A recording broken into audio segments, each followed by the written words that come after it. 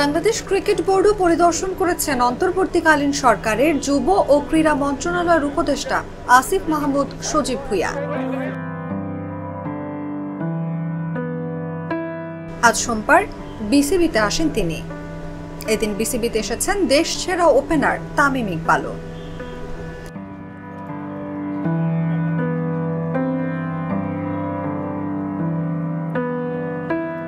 আসিফ মাহমুদ ও তামিম ইকবালের পদচারণায় প্রাণ চঞ্চল হয়ে ওঠে মিরপুর শেরেবাংলা জাতীয় ক্রিকেট স্টেডিয়াম। ক্রিকেট আঙ্গনের স্থবিরতা ও আসন্ন নারী টি-20 বিশ্বকাপ নিয়ে চলমান সংকট নিরসনের উপায় খুঁজে বের করতে বিসিবির সার্বিক অবস্থা পর্যবেক্ষণের জন্য সেখানে গিয়েছিলেন আসিফ মাহমুদ। নতুন দায়িত্ব পাওয়ার পরে আমি আমাদের ক্রীড়া মন্ত্রণালয়ের অধীনে যেই ফ্যাসিলিটিসগুলো আছে সবগুলোতে একটু ঘুরে দেখছি। আজকে বিকেএসপিতে যাওয়ার কথা ছিল, যেতে পারিনি। ক্রীড়া পরিদপ্তর সহ এখানে বিসিবিতে আসা হয়েছে। অবকাঠামোগত যেই অবস্থা আছে সেটা দেখতে চেয়েছিলাম, সেটা দেখলাম ঘুরে ঘুরে সব জায়গায়। এবং নারী ক্রিকেট দলের সাথে দেখা হলো।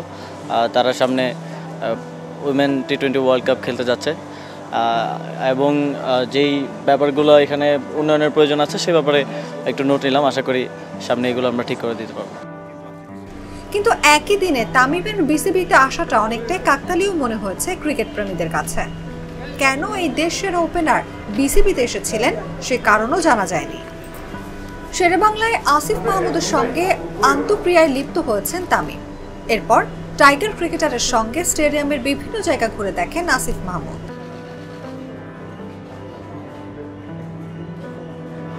জানা গেছে আগামী বছর পাকিস্তানের মাটিতে হতে যাওয়া চ্যাম্পিয়ন্স ট্রফিতে খেলার জন্য তামিমকে প্রস্তাব দিয়েছে বিসিবি। যদিও দীর্ঘ সময় ধরেই মাঠের বাইরে বাহাতি এই তারকা ক্রিকেটার। তামিমের সঙ্গে এ বিষয়ে বিস্তর আলোচনার কথা ছিল বোর্ড সভাপতি নাজমুল হাসান পাপনের।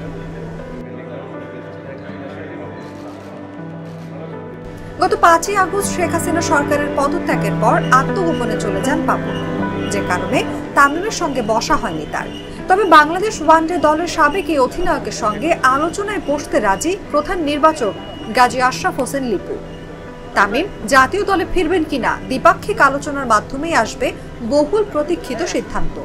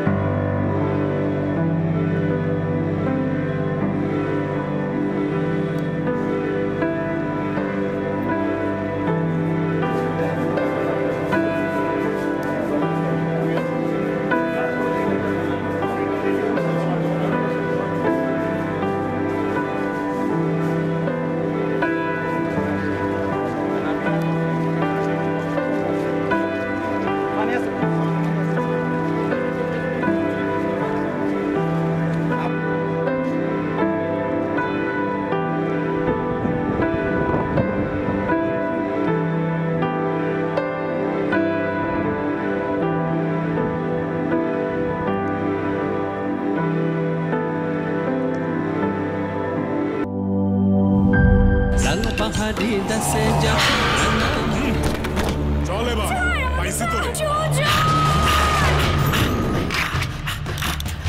সাথী, আমি আসতেছি।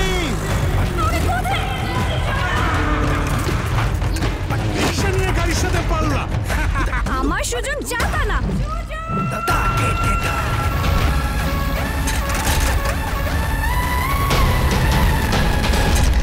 যা